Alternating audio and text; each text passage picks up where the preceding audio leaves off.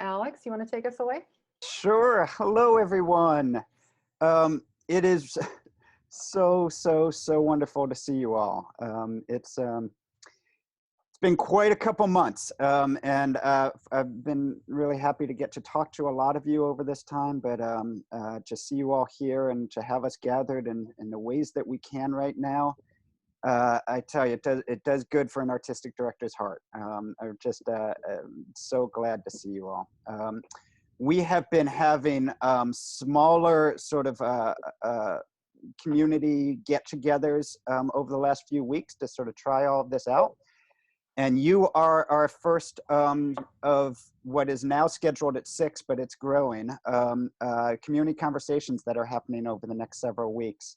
And our hope is, you know, First Stage is first and foremost always a place where we come together and where we tell stories, and we've lost the ability to do that in the way that we're used to doing it. And so what we are trying to figure out is how to do it in the ways that we can do it now. So we're just really happy to see you all here. You know, First Stage, I think what makes the place special are the people who inhabit it, on the staff, on the board, and all of you who come to the theater and support the theater. And we are glad to be able to connect those people once again in any way that we can.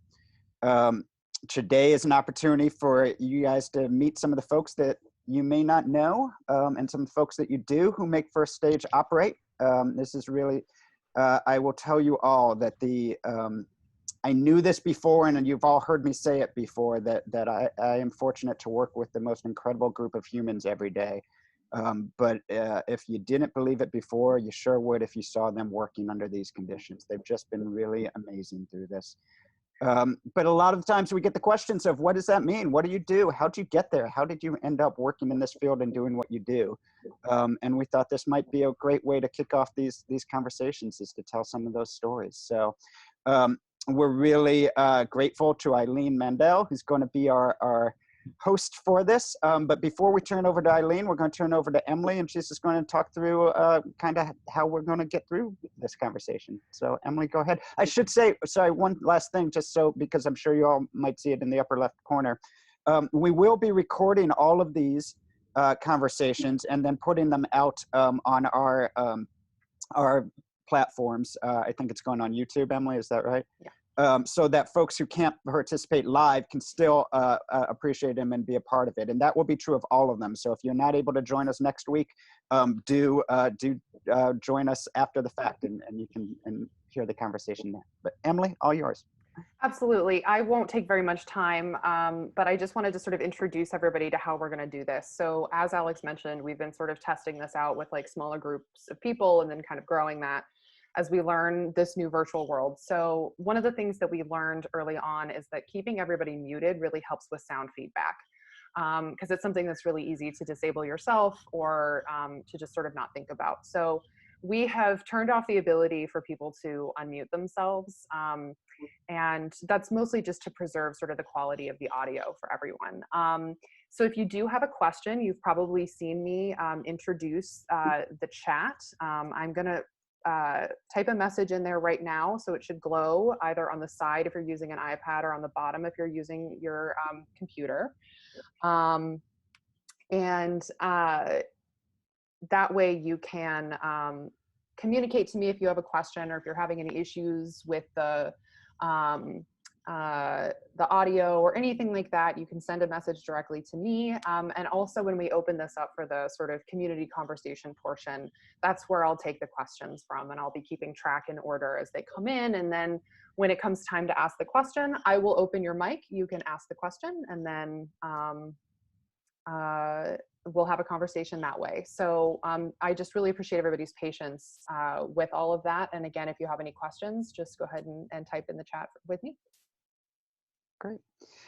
So I know, thank you, Emily. I know that all of us have been in various versions of Zoom rooms to almost constantly over the last couple months, to this being your first one. So feel free to type any questions you have about it to Emily, and she'll try to walk you through anything.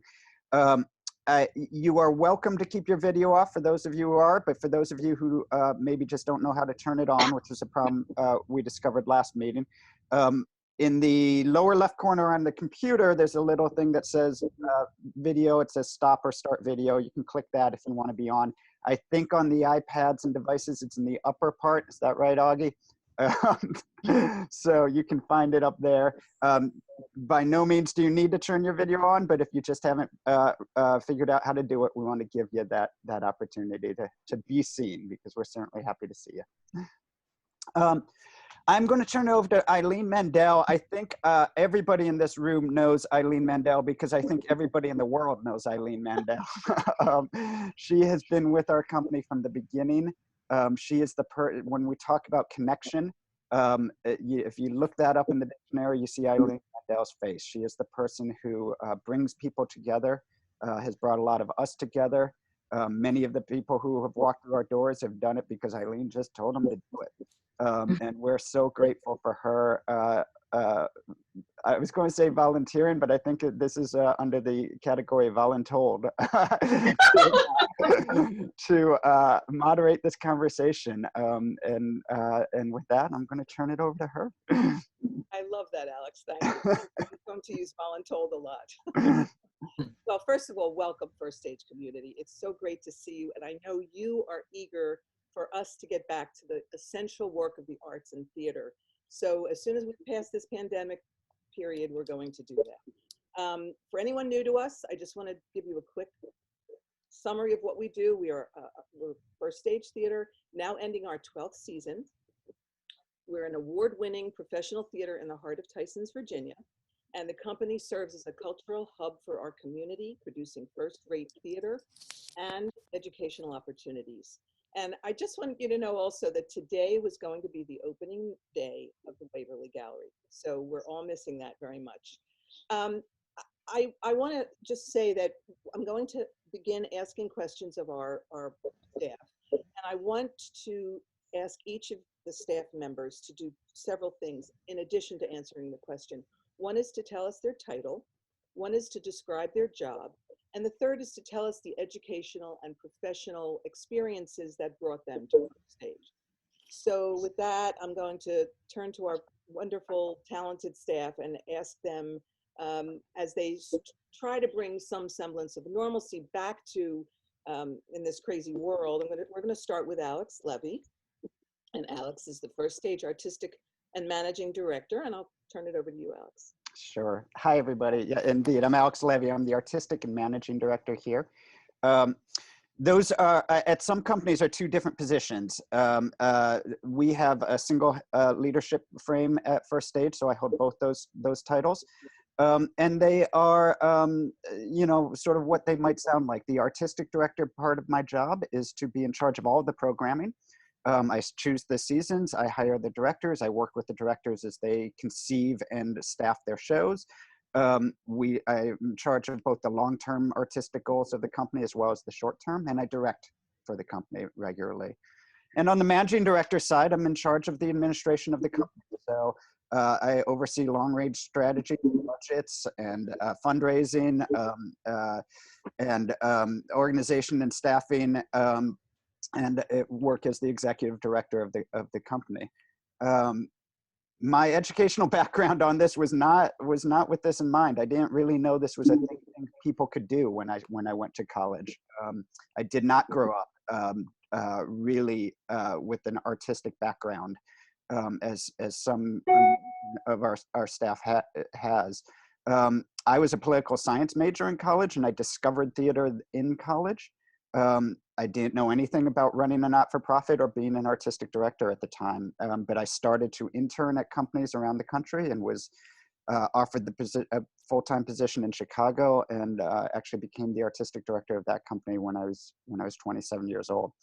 And I left that company as artistic director to go back to school and to get a formal education. And I got my Master of Fine Arts in Directing from UCLA, and I thought I saw a UCLA sweater somewhere in this gallery view. The Hurwitzes. All right. Go Bruins. And so I went back to UCLA and got my master's at fine arts there. I then worked for some companies in Los Angeles and New York and freelanced around the country, and joined First Stage almost about 5.5 years ago. We moved out east to Virginia, and I became the artistic and managing director of First Stage. Thank you, Alex. And you intuited my questions because I forgot to actually ask you my questions. So you put it all in. Emily Wall is next, and she is our First Stage associate producer. And Emily, why don't you, in addition to what I asked for you all to do, tell us a little bit about getting a show ready for production. Sure, absolutely. So I think many of you probably know me or have seen my face around. I'm Emily Wall. I'm the associate producer at First Stage.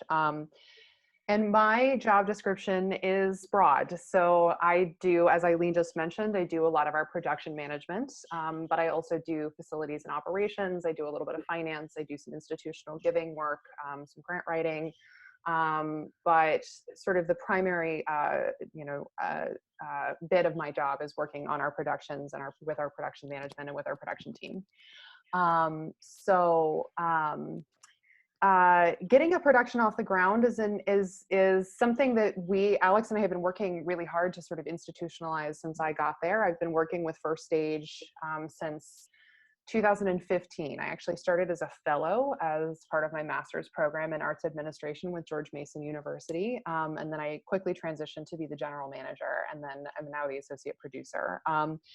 And so we usually start between 6 and 12 months really out with production meetings. And Alex puts together really amazing teams of artistic minds, which we call our design team. So those are our costume, lighting, set, sound, props, director, if the show requires it, choreographer, music director, projection designer. And we start having conceptual meetings in the beginning, and then those conceptual meetings really kind of form into the individual designs. So, and Alex, as a director, or whoever our director is, will usually have one-on-one meetings kind of scattered within there to really focus in on each design element. And then a few weeks before our first rehearsal, we usually solidify the designs. So after months and months of work and collaboration with each other and making sure that lights and scenic can work together well, and that sound isn't, hindered in any way by the way that the set is constructed. And after all of these different things that we do, we come into the room with the actors and we tell them kind of what they're going to be living in, the world that we're going to create for them. And then the process doesn't stop. Then we have to build it. So usually we have an offsite shop build the show for us. So we bid it out to a couple of different people, and they load it in and they make it. And then we have a great group of people who, including Joe, our technical director, and Elliot, our master electrician, who really helped to, and Sarah Pilkington, who's our scenic painter, who create that sort of magical environment. And then we go into tech, which is where we put all the puzzle pieces together. The actors and the designers are in the room for the same time. And then we introduce the audience, which is our third and really vital component. We can, song and dance all we want, but unless somebody sees it, it doesn't really matter. So that's sort of in a nutshell what we do. And I'm sort of there along the way to help make sure that schedules are met and that meetings can happen and that safety is, thought about and all of that stuff. And it's everyone is different. Everyone is thrilling. Emily does this 6 times a year, and she moves a lot of furniture. I am probably a professional furniture mover. She's the strongest person on staff. Yeah. We're going next to Heidi Fortune Picker. And Heidi is the First Stage Director of Engagement. And Heidi, I'd like you to also talk about the annual benefit, how it worked this year as opposed to other years, and then talk about audience and economic development in the future. All right, so hi. I just want to say this is so cool. I've missed seeing everyone so much, and it makes me so happy to see all of your faces. So I am the Director of Engagement. When people ask me what I do, I always say I talk to the people, because that seems to be so much of my job. I started out as the box office manager at First Stage, and so I really got to meet everyone over a couple of years and get to know everyone, which I think is just amazing because I think the community that surrounds our theater is just incredible. And I moved into development, so I handle all of our individual giving and our corporate giving, and then our large events that are not productions, like the annual benefit. And I'm a theater kid, so I started working in the theater when I was a child with my youth theater growing up. I went to a conservatory to be an actor. I lived in New York as an actor, moved on to get my master's degree in arts administration, and started working in nonprofits, teaching theater and filmmaking, and then working in development. And I found that working in development just suited me so well because it allowed me to help make connections and help people connect to things that bring them joy, and help them just have a better life and just connect people to good things. And it really brings me a lot of joy to do that. As Eileen had asked about our annual benefit. So this year, usually our annual benefit is a really fun party. We have, several different host homes who host dinners, small dinners. So you get to, get to hang out with people and actually talk to them and have meals that are not sad rubber chicken fundraising dinner meals, which I'm firmly against. And then everybody moves to the theater for a really big party. And usually our parties are themed to go with whatever show that is happening at the time. So this year we were going to have a sailing party, and Jack Wilburn is our committee chair who's on the call, who happens to be in the theater right now, which is pretty incredible. I'm thoroughly impressed. And we work with an incredible team of people. Eileen is on the call, and Joe, and I know I saw, and our staff, to create this huge event. And this year was going to be our biggest event yet. Like, we had more hosts, we had more people attending, we had a great party planned, and then everything happened. And so we ended up having a virtual event with our staff in the space and a couple of very brave individuals who came to visit us during the time. And because of our community, we still exceeded our fundraising goal, which I think is just extraordinary. And we've seen that support continue. As we look forward to what is going to happen, which, we're all thinking of all the different scenarios to make sure everyone is safe, that we've continued to feel that support from our community. And that is just really wonderful, because we will be here when this is over. And we will be here when this is over because of you all, because you continue to support and you continue to give and send encouragement and let us know that you value the work that we do, and that we're all doing this together. I can't thank you enough. Well, thank you, Heidi. And your voice, it's so good to hear your wonderful voice. She's the kindest person ever. So her voice goes right along with it. Our next wonderful speaker is the talented Deidra LaWan Starnes. She is the First Stage Associate Artistic Director.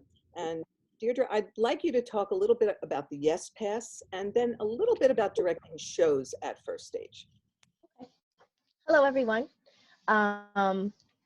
I need to say that every time we do one of these, I feel super emotional, and because I'm so overwhelmed at First Stage, and it's family, because you all are such an integral part of our family, and it just always blows me away how much support we get, and how much Dee, I think we're having troubles hearing you. If you have ability to be closer to your mic. Let me see if I can. Let me see if I turn That just it up. sounded a little better. Yeah, I think Is that better? it just if you hold it up, I think it's better. Is that better? Yeah, thank you. Okay. So sorry. Just that you guys are just so incredible, and I just feel super emotional whenever we do one of these, because I just think you guys are great, and I couldn't have landed in a better community and with a better family. So I want to talk about the Yes Pass, which is one of the things that Alex and I kind of brainstormed about, because we wanted to find a way to keep our teenagers involved in live theater, to get them in the theater, and to grow our family in terms of the generations that we bring live theater to and arts to. And Alex had this idea of the subscription for the Yes Pass, and we were just trying to figure out what to call it. And as we just sat in the office brainstorming back and forth about names, we came up with Yes. We were joking a little bit about kids and language and how they have this thing when they agree with something, they say yes. And we were joking and laughing about it, and then all of a sudden I just went, wait, that's not too far off. And I said, why don't we call it Yes, for youth engagement subscription. So it came from the young people, but we were able to give it a meaning that was indigenous to us. So that's the Yes Pass. And I would really love, and I know Alex would love, for us to be able to do it again, because we didn't get to see it till its full fruition, because of the pandemic, that we can extend it to next year and grow it, even more so than what it is now. And, who knows, if we have the right kind of support, we can extend it beyond Fairfax County schools, which would be great. Do you Alex, think there are did you want probably to? a number of people who don't know what the Yes Pass is? Can you just Oh, I'm explain sorry. what it is? So the Yes Pass is a free subscription to every Fairfax County high school student. So all they have to do is, with their parents, go online, fill out an application. It's not really an application, it's just a form so that we have their information, and they can come see any show at First Stage for free for the entire season. And then their parent or the adult that accompanies them to the theater also gets a discounted ticket when they come. So that's our Yes Pass. And then I think Eileen wanted me to answer a little bit about directing. And I will say I came to theater via business. I was a business major in college. I had a theater background. My mother was an actor, and I did summer theater camps, but I had no plans of being a professional actor at all. And I was a business major, and I transferred 3 different times, and finally figured out why I couldn't stay at a school. And it wasn't because the school's programming wasn't great or that I wasn't a good student. It was that I wasn't doing what I wanted to do or what I should have been doing. Transferred to University of Maryland and majored in theater, went straight through, went to grad school, and received my MFA in drama. And I also have a master's in film producing. So I kind of got there by way of my mom. And directing was almost a direct result of summer jobs, of working at summer camps and directing summer camp programs.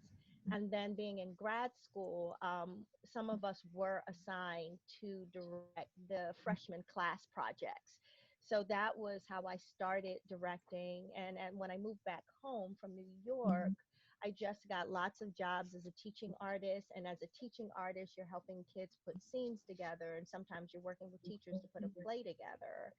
And that's pretty much how it started for me in terms of directing. And one day, Alex, I think, I can't remember, I think maybe Deb and Kay had mentioned to him that I directed for Color Girls. And he said he wanted to talk to me. I'd done a show with him as an actor, his first show at First Stage, and which I'm very proud of, because I got to be in his first show. And I think Alex is brilliant. If you haven't figured that out by now, he's absolutely brilliant.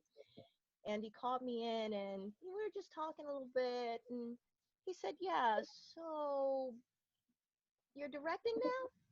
And I said, a little bit. And he said, are you going to stop acting? I was like, absolutely not. And he said, well, I may have a directing job for you. And we started to talk about Ma Rainey. Um, Directing for me as an actor, I find, is almost second nature, because I know how I need to be led as an actor. And being on stage with actors, you kind of get to know what the vulnerability of actors are. So as a director, I kind of understand the temperament that is very helpful and useful in the room, that can bring the best out of actors, and also sometimes just communicating with actors instead of using, sometimes directors can use really big, broad, intangible concepts when they're trying to explain something to an actor. And I know that we'll just nod our heads and go, okay, okay, okay, and have no idea what the director is asking for. So I have been able to, just talk to actors on that level that I believe that they understand a little easier, make it a little bit more tangible. But I also like to have fun because acting is a lot of work and it can be very stressful, um, on the brain. So I do bring a little bit of fun, or try to bring a little bit of fun when I am directing a show. Well, thank you, Dee. And actually, I think First Stage is extremely lucky to have you. You're just so talented. Thank you very much for being here. Our next person is the very bubbly Arielle Seidman-Joria, and she's the First Stage Marketing and Communications Associate. So Arielle, let me also ask you to talk about PR and other elements of helping to move information out to the audience and to others who need to get that information about what we're doing.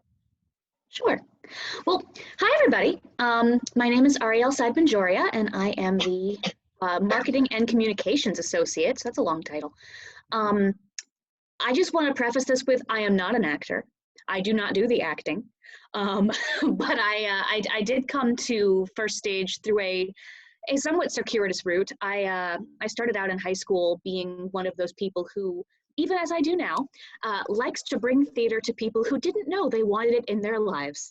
And so in high school, I started a theater company when I decided the one that we already had wasn't good enough for me.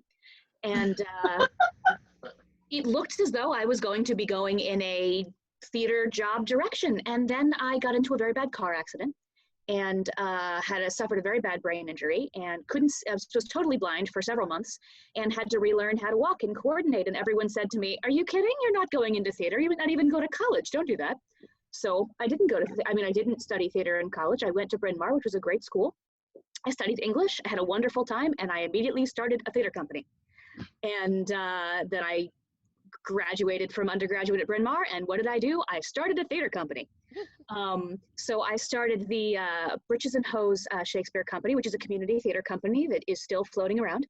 But it was through Britches and Hose that I discovered First Stage, because a couple of times we actually we rented the First Stage space and we performed shows at First Stage. And one day I started walking out of the theater and I turned to the woman next to me, Leandra Lynn, who's our managing director, and I said, "I am going to work here someday." And of course, how could I work there someday? I didn't have the qualifications. So at that point, I went back to school and I got a master's in arts administration. And now I work at First Stage. Yay! And I am really, really, really, really, really lucky to be in this job and working with these people. And I could go on about that for hours, but I was distinctly instructed not to do so. So I won't. Instead, let's talk about marketing and PR. I have been interacting with a lot of you quite a bit over the course of the last several weeks, whether you know or not, because I do all the newsletters, the e-blasts, and all of the social media content. So all of those weird captions, and I'm going to use the word bubbly that Eileen used, things that are posted online, that is you and I interacting and sharing the theater together, and it's a lot of fun. Basically, my job is to take the wonderful content that is put out both by the artists at First Stage and by Alex and by Emily and by all the people who create, and to put that content out so that people can find it, so that people can see it. So doing what I did in high school, bringing theater to people who may not have realized they wanted or needed it, but now know they can't live without it. I love that. That's Arielle. Thank you so much. We're going to try and rush through because we want to get to your questions too. So our next person to talk to is the very talented and very wonderful Jane Margulies Kalbfeld. She is the First Stage casting director, and she has been at First Stage as long as I have, or longer. And Jane, I want to ask you about casting a show and how you're doing that now, because you have to do it remotely. Yes, well, I have to say that that without Deidra, a lot of this wouldn't be happening, because we have it's quite a daunting task. We have to look at people on video. It's a very long story, but we have this place where they put their videos online and they put all their information, and then we retrieve them and we watch their videos, and then we do Zoom callbacks, which you think, whoa, how do you do that? But it has been marvelously successful, and we cast an entire show in that way. And I feel great about the cast. The actors are adaptable, flexible. They're doing their auditions in front of doorways, in front of sheets, in front of their bedroom mirror, and they're giving everything to their cameras, and they send it to us, and we're seeing them, and we're getting it done. So yeah, between Alex and Deidra and whoever the director is, or the music director and the choreographer, we have had a wonderful time. Actually, I'm going to pop in really quick, Jane. I have a question here that came up that is specifically about casting, and I know I'm kind of breaking protocol here, but I figured that this is a good place to ask it. So, how far ahead do we choose actors, and how do we do it? I mean, we don't open calls, so just give us a little bit. Right. It's a good question.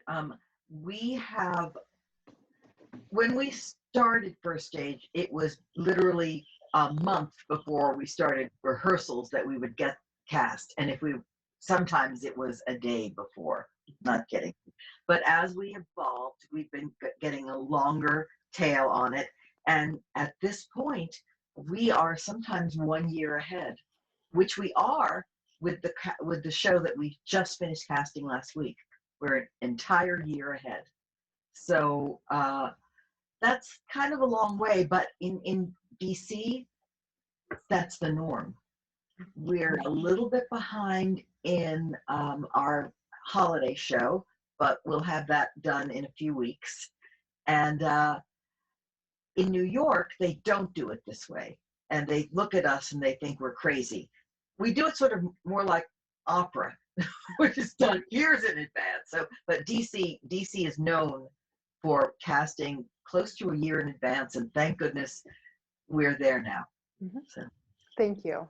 Jane, thank you so much. And the casts of our shows are just fantastic. Not only are they talented, but they're wonderful people for the most part. I mean, I don't mean for the most part. I mean, absolutely.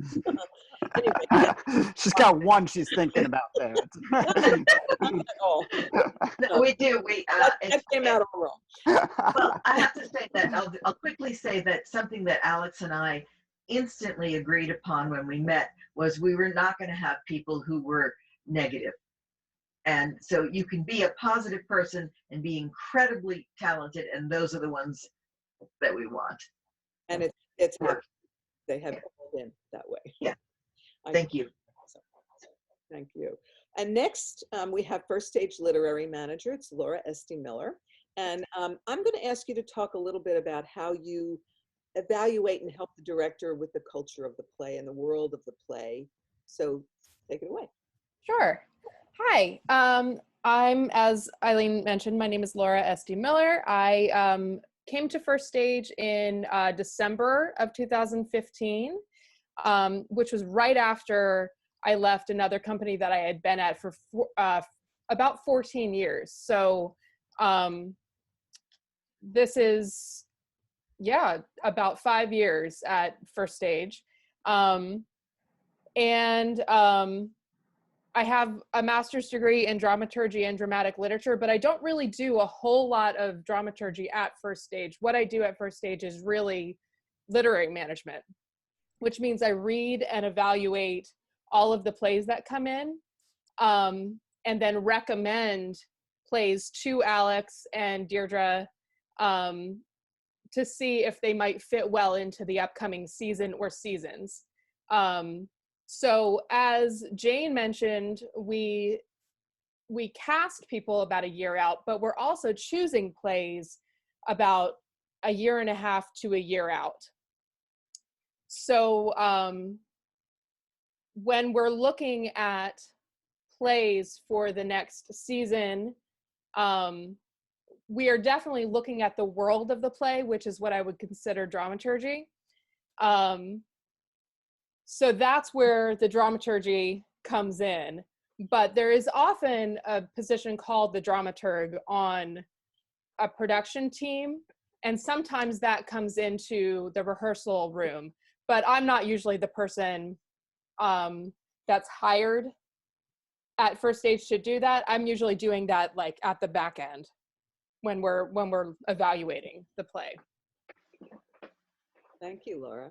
Thanks so much. Well, everybody has done a great job in answering those questions and giving you the information about what they need, what they do. And now I'm going to turn it over to Emily, and she's going to manage your questions. She's going to call on you to answer your questions, to ask your questions, I assume. Absolutely, absolutely. Thank you so much, Eileen. I'm going to start here with a question from Herschel Cantor.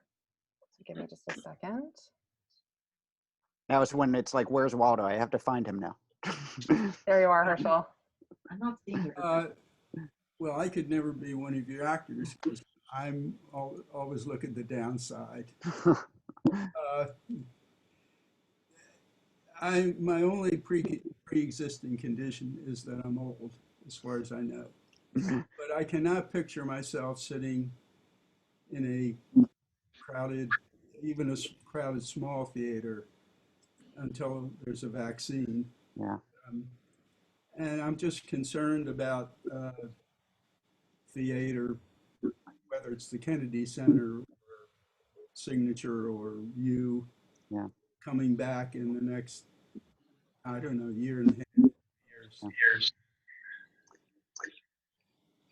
Yeah, thank you, Herschel, and I think you are articulating what a lot of us are feeling. Yes, the idea of coming back into an auditorium full of people is unfortunately has become a scary concept. It's you know, in my entire career is such a joyful image, and the idea that that is now an image that puts trepidation and fear into people's minds is really heartbreaking for me and for all of us. And you ask the question that we ask every day, which is when will that feeling be replaced again with what we know theater to be, which is a rejuvenator of our hearts and our souls and a connector of people again. And we, you know, I wish I had a clear answer for you. You know, what I can tell you is that we are committed to being here just as soon as it is safe to do so, that we are more inspired than ever to do our work. If it has ever been clear the value of being connected together in person, these last few weeks have shown that to us, I think. And we will be part of the rebuilding when the time comes.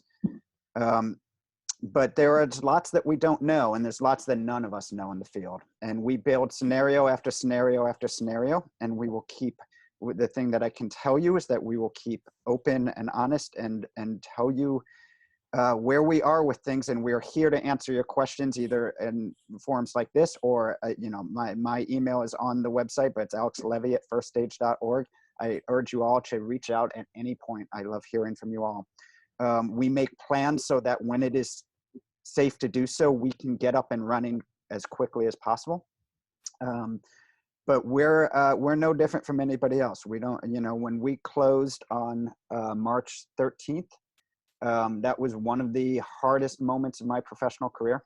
And I thought we were closing for a couple weeks. And the reality of this situation becomes more and more apparent every day.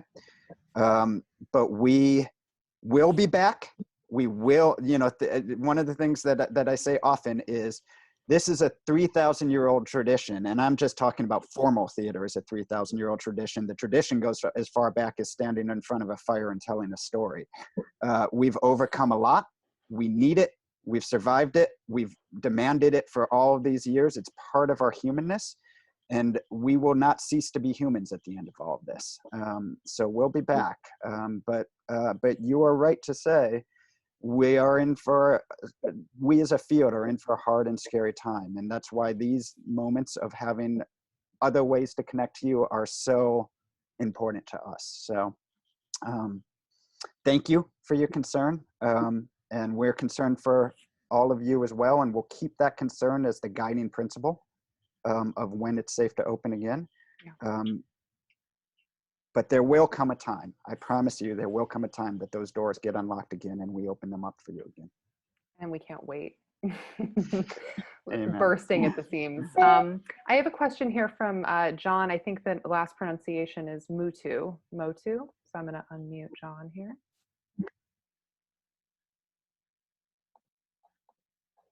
Oh no, hold on. I guess I'm wondering. There you go, John. You hear me? Yeah. Yes, hi, this is John. You're probably wondering, I mean, you think it's going to look like everyone's sitting there with masks on or alternate seats, or have you talked about all this stuff? I'm just curious to see what your thinking is. Yeah, we talked about all this stuff, John, and then many more. Yeah, I mean,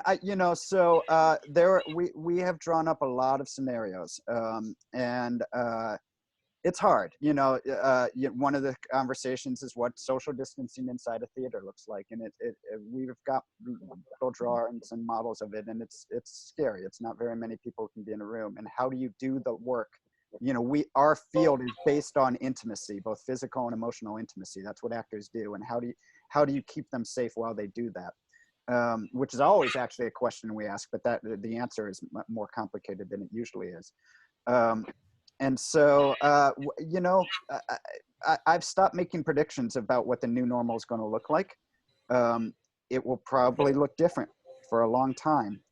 What I feel great about, not great, but what I feel confidence about is that I work in a field of people who create worlds every day. That their job is to every 6 weeks create a whole new world and find a way to do that and find a way to tell a story and to tell a story as effectively as possible. And so there are no better group of humans assembled to answer these questions than the people who work at First Stage and who work in theater.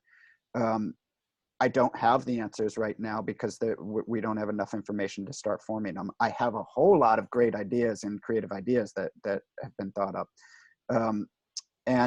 This is a time and a problem that we are particularly suited to meet. And I don't doubt that we will do that.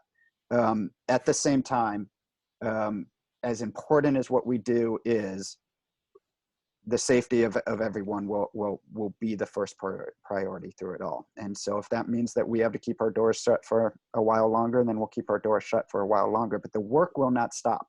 The figuring out how to tell this story will not stop. And that's, we will adapt our skill set to the circumstances that the times dictate. And I feel so thankful that I'm surrounded by people who have whose brains are wired to be able to do that. Yeah, absolutely. Thanks, John. All right, so we have a question now from Sarah Treff. Sarah, you should be open. Hi. So this has kind of nothing to do with the future. It has to do with the past. Yeah.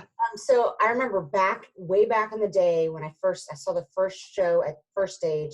It was a sort of created as a bridge between student and professional work. I'm just wondering how much of that original mission remains. And yeah, doing that. That's a great question. I'll start this, and maybe I'll let Jane talk a little bit about the history as well. But I tell this story all the time. I have a couple board members on this call, I think, too. That when I came in for my interview at First Stage, I had sort of a preparation about the stated mission at the time of being this sort of first opportunity for young people on the stage. And it took me about 20 minutes of being in the room with Mark and the board to recognize that the company had already sort of which often happens with companies, naturally evolved its mission. What it found was that it was in the heart of a community that did not have access to the performing arts in their own community. And that what was really wanted and needed was a first-rate theater, and had slowly started evolving to people with more and more experience, as well as the founding artist became really quite accomplished artists anymore. They no longer met that criteria of first a beginning artist, emerging artist. And so when I got to the theater, we sort of formalized that transition of the mission, and we no longer state that as our given mission to be the first sort of opportunity for young professionals. But as I said then, and I say now, I think it is the obligation of every theater in America to be thinking about how they nurture and foster the next generation of theater artists. And that still remains very much at our core. And we established the fellowship program, we established the Yes Pass, we established a growing educational field. Jane works incredibly hard to know who is entering the field at any given time. And I think maybe one great example of that was to see the young people who filled our stage for Columbinus, who by nature of that show were all at the beginning of their career and were so extraordinary and have been nominated for the Helen Hay. And one of my proudest moments of the last year is that that group of actors, the oldest of whom was probably mid-20s, are nominated for the Helen Hayes Award for Best Ensemble of all of the DC area. And so we remain deeply committed to being there, being part of the answer to how we keep this art form moving forward and give opportunity, but it's no longer at the core of our mission. And Jane, do you want to say anything about that evolution? You were there. Sure. One of the things about First Stage, the name of it, was also because at the time, there were no professional theaters in Fairfax County. Long story, and I'm not going to go into it, but with our work and with the work of Linda Smith and other really great supporters, we changed the law. And now there are professional theaters in Fairfax County. There are quite a few. So that was one of the reasons that we were able to evolve and not be just the only place where someone could go and act professionally in Fairfax County. And indeed, the young actors became so good that they were no longer new actors. They could be working at Arena and Studio and Keegan and Next Stop and any number of theaters. And on Broadway. Yes, we have actually one of our founding artists, who happens to be Eileen's nephew, has been in a number of Broadway shows, and a couple of the actors have been in off-Broadway shows, so, and in touring companies. So we did serve that purpose at the beginning, but we really didn't need to continue that. But what we did need was to serve our community, and that has been the most rewarding. And we bring in actors. We don't bring in actors from New York, like some of the big companies. We bring in actors from the entire region, but we bring in great actors. So, and some of those Columbinus kids have gotten cast in other things now with us and other places too. So it's great. Awesome. I'm going to go to Jen Drake. You should be open, Jen. Yes. Okay, great. Hi, everybody. It's nice to see you and meet so many of you. I am a local DC actor, and so I feel your creative pain. I had a contract that was supposed to run end of March, and it got canceled, so I definitely know what you're going through. I think I was sort of thinking along the same lines as John and Herschel. You know, some of the other theaters I've worked with are thinking about either videotape performances or open air performances or type of thing, but you sort of already answered that. So I was curious about the timeline. When are you thinking you're going to reopen, or when's your first show back? Yeah, great question. And Jen, I'm sorry for your loss of work. And I think that one of the things that that really I cannot say enough to the sort of larger community to understand is how decimating this has been for our industry. I mean, we are really proud and fortunate to be able to have not to continue to pay our staff, as well as we continue to pay all of the contracts that were in place when we shut down for our artists and technicians who were supposed to be performing for us this season.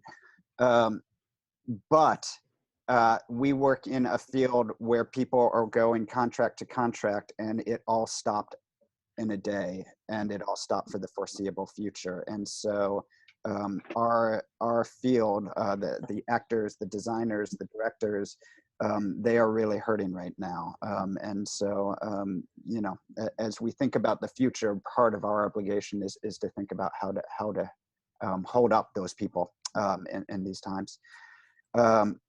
Our timeline, you know, there's a timeline and there's a timeline, right?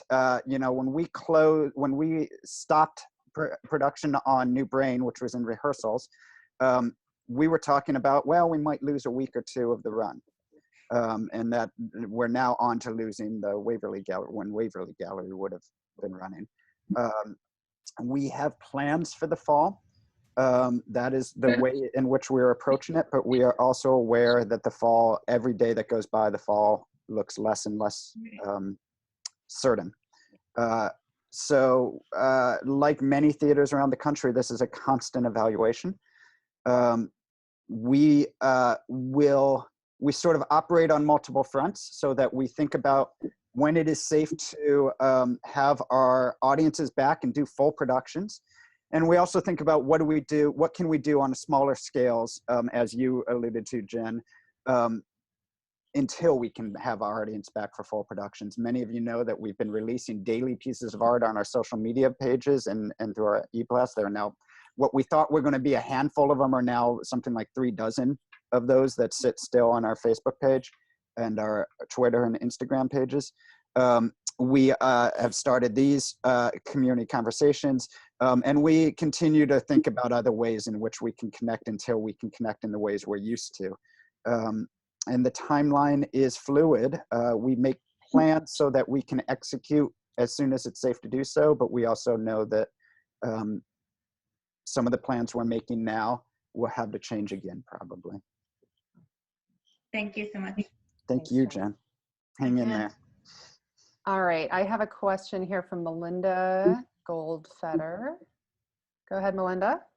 Hi, so I had 2 questions actually. So the first one is, if there are going to be no open calls right now, how, besides Zoom, what's the specific platform that you're using for audition? How are many people finding out about it?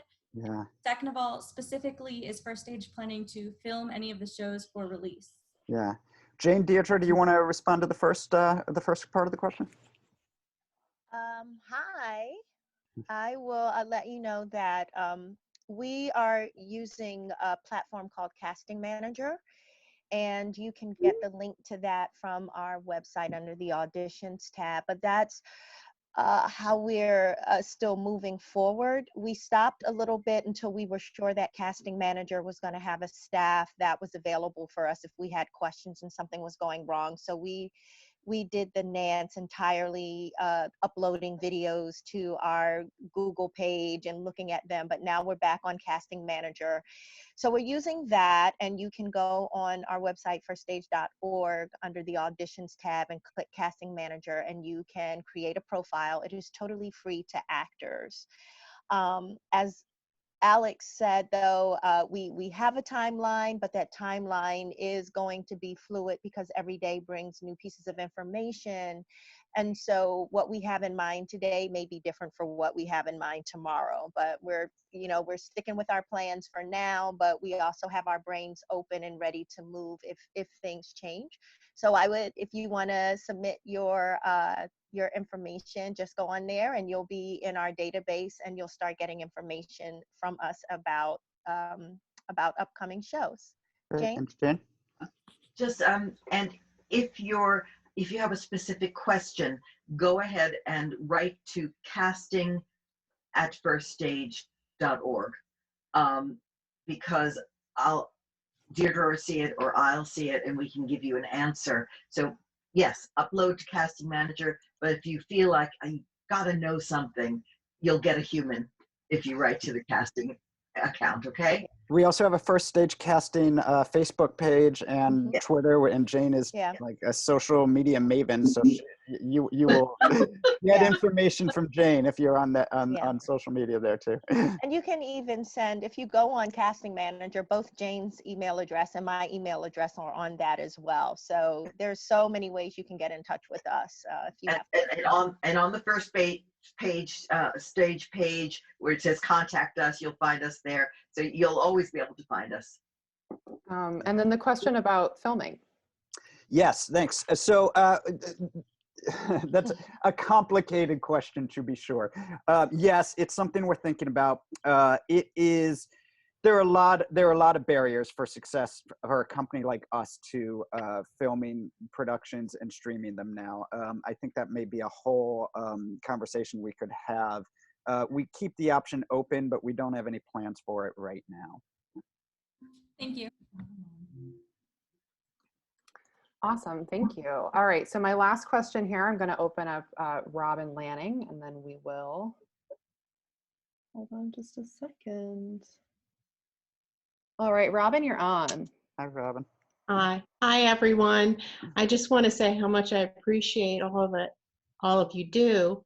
And I've been coming to the theater since it opened due to Eileen, and I have enjoyed the performances, and I know this is a troubling time for you all.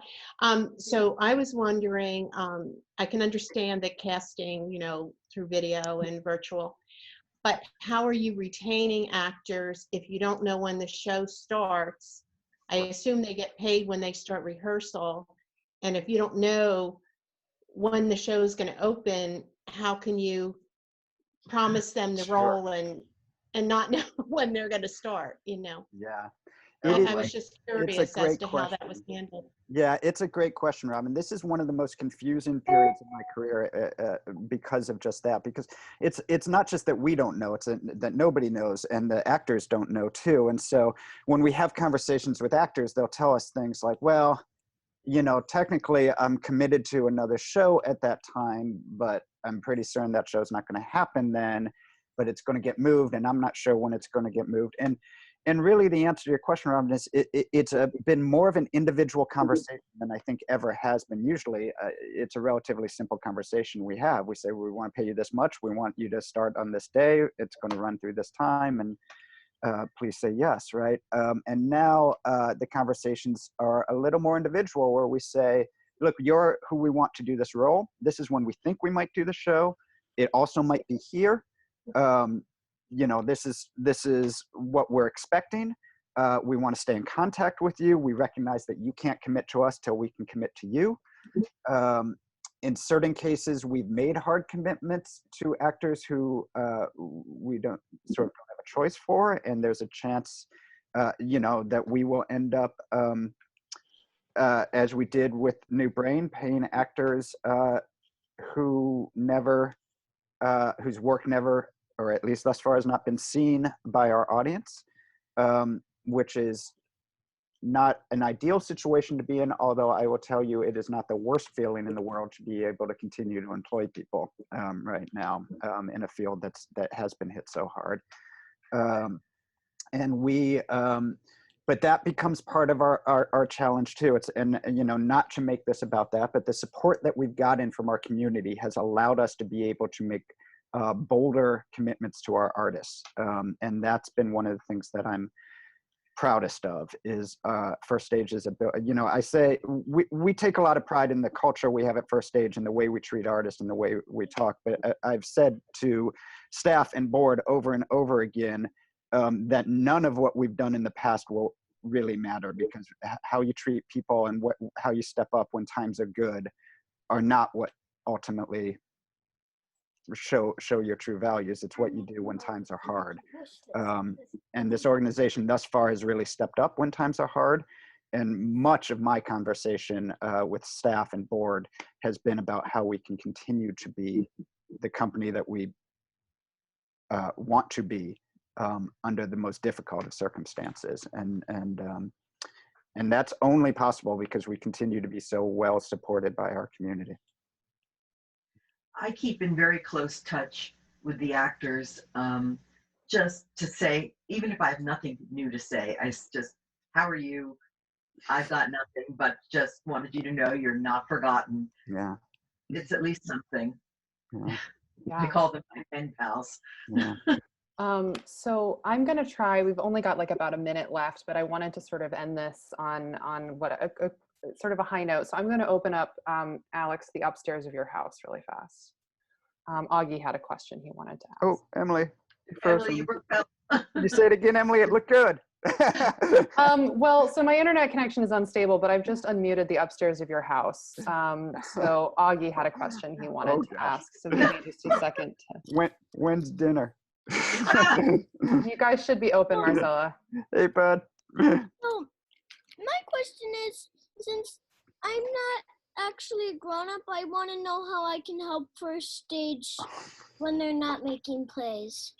Oh my gosh. Augie. Well, bud, that was a big help, I think, for all of us. I gotta tell you, I think just asking the question really meant a lot. I'm gonna let somebody else answer this because I'm just gonna cry. I know. Well, so one of the things that I think has been really awesome that we've been doing and that Augie has participated in is we're using our social media platforms and our YouTube channel and our e-blasts to, we've pledged to be a light in this situation. And so I think we've been trying to demonstrate that we're all still here. We're also creating the art. And so I think that one of the really great things that young people can do right now is keep getting involved, keep trying to find those places that theater can create joy for you and tell us about them, because they help us to keep going, because it's so nice to be able to know that there are young people out there who want to do this work, even if they don't want to do it professionally, just want to see it or be involved in it. And so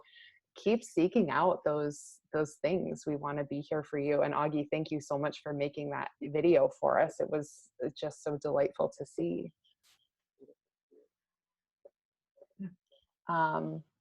Yeah, so we're at about an hour now. So I wanted to make sure that we acknowledge everybody's time, and I will let Eileen and Alex close us out. I just want to say that on March 13th, we sailed into a pandemic. And the shore is far away, but we're going to get there. We just are going to get there. And part of that, I believe that we are an essential type of work, and we need to be there when everyone is hungry and ready for us to be there. So all of you doing what you're doing to keep it lively and to keep it creative will get us there. And the shore gets closer. We just have to figure out how to moor it. Anyway. Yeah, thank you, Eileen. I couldn't agree more. I can't tell you all how nice it is to see you.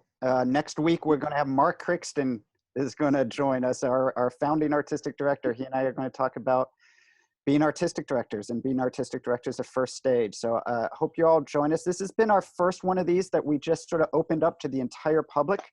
And that's been really a wonderful thing to see. I see friends who are on the other side of the country right now, but who are friends of First Stage from afar. I see some young folks besides my own here, and please feel free to spread this around to folks who know and love First Stage, and folks who will become lovers of First Stage over the next few weeks. So we hope to see you all again on Saturday. Thank you all. Yeah, thank you all. And I also added to the chat a survey that we have created for our audiences, just about helping us get a better understanding of how we come back. So if you guys can access the chat and access that survey, it's also on our e-blasts. It'll be on our website. So we just love to hear from you a little bit more. It would really help us, everyone. When you talk about really easy ways to help, this survey, to really understand where people are right now is important for us. It won't take long, and there'll probably be a few of them over the next several weeks. But if you have a moment to do it, it really would be great information for us. Yeah, thank you all so much. I just really can't thank you all enough for your time today. And I hope everybody has a really fantastic remainder of your day. Again, we will have this all posted on YouTube. So if you want to relive or share it, we'll have this out for you. So thank you all so very much, and take care. Stay safe. Stay safe, everyone. Stay safe. Be well.